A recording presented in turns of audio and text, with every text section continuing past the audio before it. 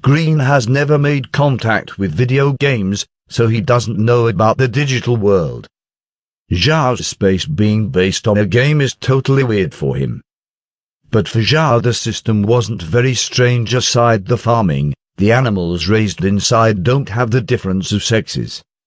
More strange thing for Green, inside the space a male animal can give birth to new one. In other words, the past reproducing system is cloning. Naturally these are Zhao's thoughts, since Green never heard of something called clones.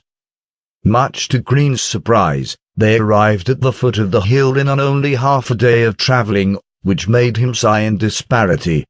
Even though the scaled wildebeest was improved, it still cannot compare to a wind-chasing horses, aka Snowflake Marvelous Horse, because it's bred by the Snowflake group born superiority.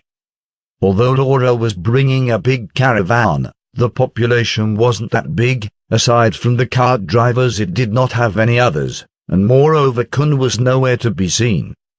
She knew that Zhao had such a big pile of undead that could help in loading the goods. Once inside the courtyard her carriage came to a stop, when suddenly Zhao followed by Megan Marine came to greet her. Laura's response wasn't slow either. She jumped from the carriage and bowed and said, "Coming to receive me from carriage is just too polite of Mr. Zhao." Zhao showed a faint smile and replied, "Miss Laura, you are now my gold host. How can I neglect you?" directing her to sit in the backyard living room. "So Miss Laura is here for the matter regarding the magical radish?" he said. "It seems you already guessed the reason behind my visit today. That's because I'm very confident in my magical radish," he added, "but I never thought my products will be very popular." She didn't conceal the situation in Casa City. Zhao was shocked by the effect of the magical radish and said, "Does magical radish have this use? I never thought about it before. Perhaps it is Miss Laura's arrangements." Laura shook her head hastily and responded, "Don't you think if we do that it would just ruin our advertisement?" Miss Laura shouldn't get angry. Zhao had an astonished look on his face. "I just felt that this matter is just inconceivable. How can this situation be possible? I'm sure my magical radish's quality is high, but isn't it odd? Some might regard it as a drug which will affect your business badly. It might not. Your magical radishes are of superior quality, and moreover I'll have them separated from ordinary ones on sale, so it will not be a major problem." Zhao quickly understood her aim. Those radishes will be a trademark. Making a brand will definitely skyrocket the sales, which will bear huge profits for both sides. So he slowly pats his own forehead gently, then says, "But then my magical radishes should have another name. What kind of a name should it be?" Laura couldn't help but stare back. She understood the meaning of Zhao's words, and could only gape in secret. To her estimation, Zhao quickly thought about this point and changed the name of the magical radishes, so people can discriminate between his products and others, and people will quickly remember his trademark. She gave a forced smile and said, "You truly are fierce. If you do business this way I won't even have food to eat." Zhao on the other hand showed a faint smile and replied, "Miss Laura is too polite. It's true I might have few tricks in my sleeve, but speaking of business, how many Dora radishes you want?" She felt a bit irritable, but could only manage to keep a smile. "I plan on purchasing 200,000 Jin. 1 Jin equals 0.5 kilograms per month, but I'm not sure if Mr. Zhao's goods are sufficient."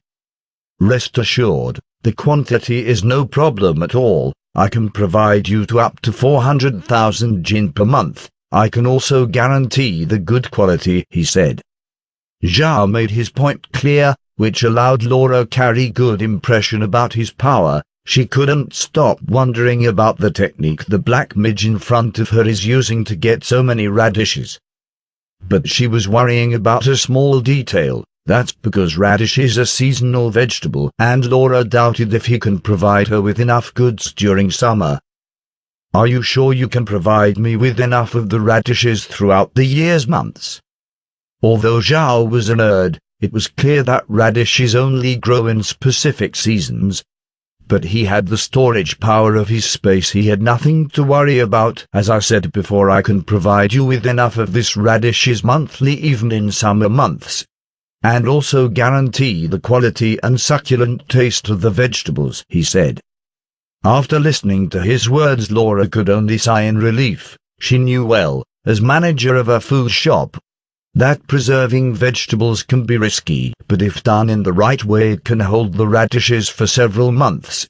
There were even dedicated businesses in preserving vegetables through winter to sell them at summer. Naturally the price increases when it's the hot season.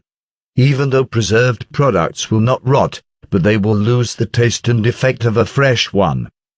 Because of these reasons, Laura had never preserved radishes in the summer, fearing that she might ruin her shop's image. But seeing Zhao's confidence, she thought that he had a suitable planting environment through all seasons. She couldn't help but speculate about Zhao's lands and territory, but she knew well she had to keep it to herself, plus she was sure that he wouldn't deceive her in matters of business.